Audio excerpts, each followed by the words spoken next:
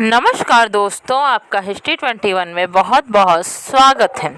और हम जिस विषय पर चर्चा कर रहे हैं वो है सल्तनत काल के स्थानीय प्रशासन व आर्थिक व सामाजिक जीवन। तो आइए देखते हैं कि स्थानीय प्रशासन उन लोग का क्या था।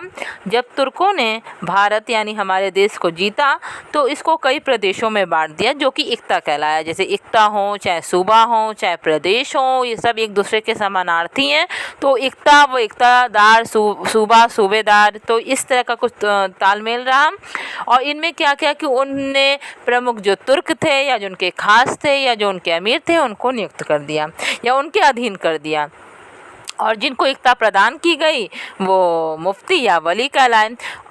स्टार्टिंग में क्या हुआ कि जितने भी मुफ्ती या इक्तादार या वली थे वो सभी स्वतंत्र थे और अपने अपने प्रदेश में उनको अच्छे से व्यवस्था करना, शांति स्थापित करना, ये उनका प्रमुख कार्य होता था। और सरकार को जो टैक्स वसूलते थे उसमें उनको भाग देना, यानी उनका जो इम्पोर्टेंट उनका पार्ट था उसको दे देना, ये इनका काम होता था। और फिर जो उसके बाद बच जाता था उससे वो अपना शासन संचालित करते थे।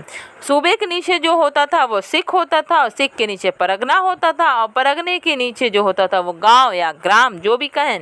उसमें जो सबसे महत्वपूर्ण व्यक्ति होता था वो होता था खुद यानी भूस्वामी और मुकद्दम यानी मुखिया। और उनकी जो व्यवस्था होती थी वो मतलब पंचायत वाली व्यवस्था के आधार पर उनकी चीज़ें सारी होती थी। तो यानी हम देखें अगर इक्ता के नीचे सिख और सिख के नीचे परगना और परगना के नीचे ग्राम, और इनके जो मेन होते थे वो इक्तादार, सूबादार या फिर कहें सिकदार या फिर मुकद्दम, मुखिया, ये लोग उनके प्रमुख होते जो जो शासन को संचालित करते थे।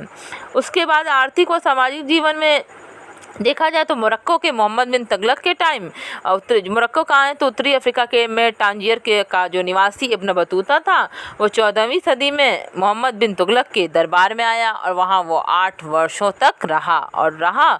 तो जाहिर सी उसने संपूर्ण देश की यात्रा की और यात्रा वृत्तांत में उसने भारत की चीज़ों को बताया कि भारत में क्या क्या चीज़ें हैं, कैसे चीज़ें हैं।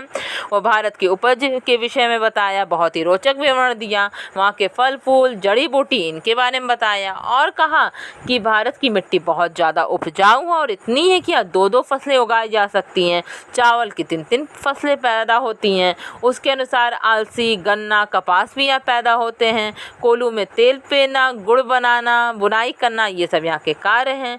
सिया सुन्नी जो हैं वो 2 प्रमुख धर्म हैं मुस्लिम वर्ग के। और इसी प्रकार यहाँ पे नस्ल बटा हैं, जातियाँ बटी हैं, तुर्क हैं, अफ़गान हैं, मंगोल हैं, सैयद हैं, पठान हैं, इन वर्गों का उदय होता है। और इस प्रकार उत्तर भारत में देखा जाए तो सुन्नी का प्रभाव है। दिल्ली में सुल्तान सुन्नी को मानते थे, दक्षिण में सिया संप्रदाय का प्रभाव था। तो इस प्रकार सिया और मुस्लिम का क्या था इसके विषय में जानकारी देता है।